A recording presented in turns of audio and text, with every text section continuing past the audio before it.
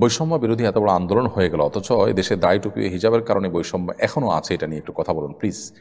বৈষম্য বিরোধী ছাত্র আন্দোলনের প্রথম শহীদ আবু সাইদের পরিবার আবু সাইদের ভাস্কর্য না বানানোর জন্য অনুরোধ করেছেন।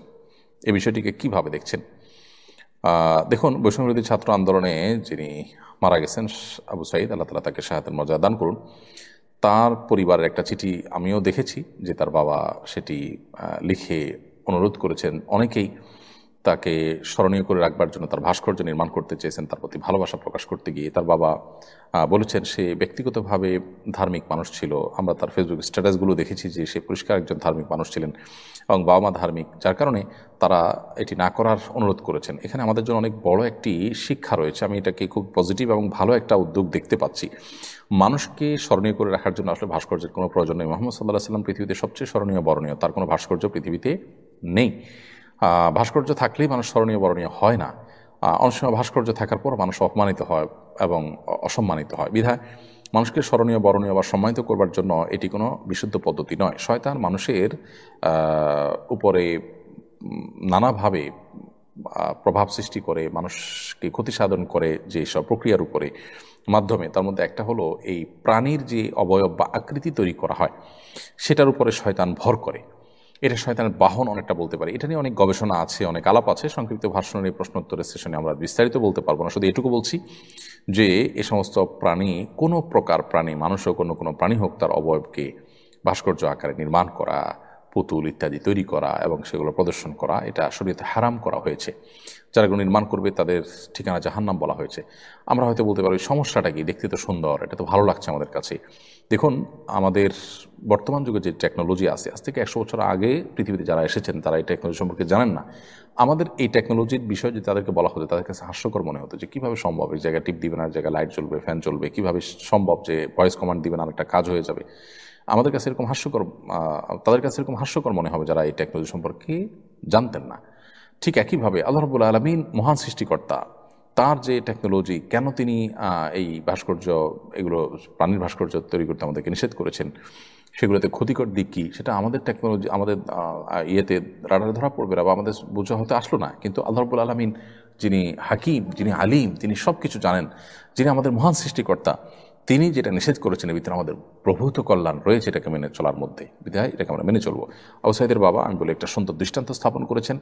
তার সন্তানের প্রতি যে ভালোবাসায় দেশে মানুষের রয়েছে, অন্তরে যে স্থান তিনি করেছেন, আমার মনে হয় এটা তার পরিবারের জন্য যথেষ্ট। সে সাথে এখান থেকে আরেকটা বিষয় আমরা জানলাম যে এই বৈষম্যবিরোধী ছাত্র আন্দোলনে এদেশের ধার্মিক মানুষদের অংশগ্রহণই ছিল সবচেয়ে বেশি। সো এই আন্দোলনের ফসল হিসাবে যারা আসছেন ক্ষমতায়, তারা যেন এদেশের মানুষের চিন্তা চেতনা, মানুষের বিশ্বাস, এগুলোর প্রতি তারা শ্রদ্ধাশীল যেন থাকেন, সেটি তাদেরকে সতর্ক থাকতে হবে। বৈষম্য বিরোধী এত বড় আন্দোলন হয়ে গেল, অথচ দেশে দাড়ি টুপি হিজাবের কারণে বৈষম্য এখনও আছে, এটা নিয়ে একটু কথা বলুন প্লিজ। খুবই গুরুত্বপূর্ণ একটি বিষয় বলেছেন। এদেশে বহু বৈষম্য আছে, এর মধ্যে থেকে একটা বড় বৈষম্য হলো ধার্মিকদের প্রতি, ধর্মের প্রতি বৈষম্য, সংখ্যাগরিষ্ঠ মানুষের প্রতি বৈষম্য। আমরা জানি দাড়ি টুপি এবং হিজাবের কারণে বহু শিক্ষা প্রতিষ্ঠানে বহু মানুষ নিগ্রহের শিকার হয়। এটা স্পষ্টত বৈষম্য। নিশ্চয়ই দাড়ি নিয়ে, টুপি নিয়ে কিছু মানুষ সংবাদ পাঠ করতে চায়, কোনো মিডিয়াকে তাকে সেটা করতে দিবে? যদি না দিয়ে দেয় তাহলে এটা তার প্রতি বৈষম্য হলো। তার চয়েসকে আমরা বলি যে যার যার চয়েসে সে চলবে, তাহলে এখানে কি চয়েস অনুযায়ী চলতে পারলো? তো এ ধরনের বৈষম্য অনেক আছে। ওলামা একরাম এদেশের বেশিরভাগ মানুষের প্রতিনিধিত্ব করে বা বেশিরভাগ মানুষের সাথে তাদের জনসংযোগ রয়েছে, জনসম্পৃক্ততা রয়েছে।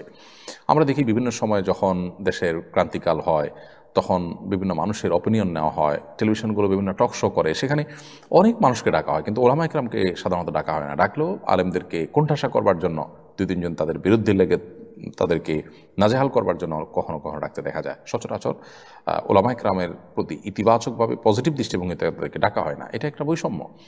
আপনি দেখবেন যে ওলামা একরাম বাজেটের সময় সাধারণ মানুষের মন্তব্য নেওয়া হয়। অনেক সময় অনেক টেলিভিশন চ্যানেল দেখা যায় যে রিকশাওয়ালাদের, খেটে খাওয়া মানুষদেরও ভাবনা নেওয়া হয় যে সাধারণ মানুষের বাজেট ভাবনা কি, কিন্তু আলেমদের বাজেট ভাবনা কি, এটা কি কখন নিতে আপনি দেখেছেন? নিশ্চয়ই দেখেননি। আমাদের দেশে যখনই অন্তর্বর্তীকালীন সরকার গঠন হয়, এবার ব্যতিক্রম একজন আলেমকে নেওয়া হয়েছে, তাও একজন নেওয়া হলো, তাও শুধুমাত্র ধর্মের জন্য দায়িত্ব দেওয়া হয়েছে। কারণ আলেমদের মধ্যে বহু দায়িত্বশীল, বহু যোগ্য মানুষ আছেন, কিন্তু আলেমদেরকে কখনো দেশের এ জাতীয় বিষয়ে স্মরণ করা হয় না। এটা স্পষ্টত অবিচার এবং বৈষম্য। বৈষম্যগুলো মানুষকে দিন দিন দিন দিন শক্ট করে এবং বিক্ষুব্ধ করে, একটা পর্যায়ে সেটা ব্রাস্ট হয়ে যায়। যেমন আমরা দেখলাম যে নানা বৈষম্য, কোটা বৈষম্য ইত্যাদির কারণে একটা পর্যায়ে কিন্তু ব্রাস্ট হয়েছে। সো এরকম পরিস্থিতি যেন আর না হয়, সেজন্য ধর্মীয় কর্মকাণ্ডের ব্যাপারে যে বৈষম্য বা ধর্মীয় যে সিম্বলগুলো আছে সেগুলোর প্রতি যে বৈষম্য, ধার্মিকদের প্রতি যে বৈষম্য, সেটি কাটাতে হবে। অনেক অফিস আদালতে ও দায়ী টুপির প্রতি এখনও আপনার বৈষম্য দৃষ্টিতে তাকানো হয়, ধার্মিকদের প্রতি বিমাথাসুলভ আচরণ করা হয়। তারা তো এদেশে উড়ে আসে নেই, বরং আলেমদের কথা আমি বলতে চাই যে আলেমরা এদেশে 3.25 লক্ষ মসজিদের 3.25 লক্ষ ইমাম খতিব, তারা এদেশে কয়েক কোটি মানুষকে তারা কিন্তু রিপ্রেজেন্ট করে এবং তাদের সাথে জনসম্পৃক্ততা আছে। আপনি দেখবেন দেশের ক্রান্তিকালে এমন অনেক মানুষ এসে মতামত দিতে থাকেন এবং তাদের চিন্তাধারাগুলো পুশ করেন যাদের সাথে কোনো জনসম্পৃক্ততা নেই। কোন অধিকারে তারা এটা করেন আমার বুঝে আসে না। সো ধার্মিকদের প্রতি, ধর্মের প্রতি, ধর্মীয় সিম্বলের প্রতি, সংখ্যাগরিষ্ঠ মানুষের চিন্তাধারার প্রতি যে তাদের প্রতি যে বৈষম্য আমাদের সমাজে বিরাজমান আছে, চলমান বৈষম্য বিরোধী যে আন্দোলন চলছে, এখনও চলমান আছে বলতে পারি, সেই আন্দোলনে যেন এই বৈষম্যটিও দূরের ব্যাপারে আমরা সবাই সজাগ থাকি। কারণ অন্যান্য বৈষম্যের কথা মানুষ বললেও এই বৈষম্যের কথা সাধারণত কেউ বলে না। এরম অবস্থায় গোসল করার সময় লুঙ্গি পরা যাবে কিনা? গোসল করার সময় তো লুঙ্গি পরা যাবে, সমস্যা নাই। এরপরে আপনি যখন এহরামের কাপড় পরে ফেলবেন, তারপরে উমরা সম্পন্ন, হজ সম্পন্ন করার আগ পর্যন্ত আর আপনি সেলাই করা লুঙ্গি পরবেন না। সেকেন্ড হ্যান্ড মোটরসাইকেলের মিটার কম দেখিয়ে বেশি দিন চলা বাইক কম চলেছে দেখিয়ে বিক্রি করা যাবে কিনা? না, অবশ্যই এটা প্রতারণা, এটা গুনাহের কাজ। আপনি এরকম যদি করে থাকেন তাহলে এটা কবিরা গুনাহ করেছেন। ক্রয় বিক্রয় হয়ে যাবে, কিন্তু আপনি কবিরা গুনাহ করার কারণে মানুষের হক নষ্ট করেছেন, ভয়ঙ্কর একটি অপরাধ হয়েছে, কবিরা গুনাহ হয়েছে। বিধায় আল্লাহ সুবহানাহু ওয়া তাআলার কাছে এর জন্য তওবা করতে হবে। গোসলের সময় বা শৌচ কর্মের সময় দিগম্বর হলে এহরাম ভেঙে যাবে কিনা বা ভেঙে গেলে করণীয় কি? না, গোসলের সময় বা শৌচকর্মের সময় এহরামরত ব্যক্তি যদি দিগম্বর হন তাহলে তার এহরাম ভেঙে যাবে না। তবে যতটুকু প্রয়োজন ততটুকু শুধু দিগম্বর হবেন, প্রয়োজনের চাইতে বেশি হবেন না। সেটা আদব এবং শিষ্টাচারের মধ্যে পড়ে। একজন মানুষ সবার কাছে ভালো থাকলে সে নাকি মুনাফিক হয়, এ বিষয়ে নাকি একটি হাদিস আছে, দয়া করে জানাবেন।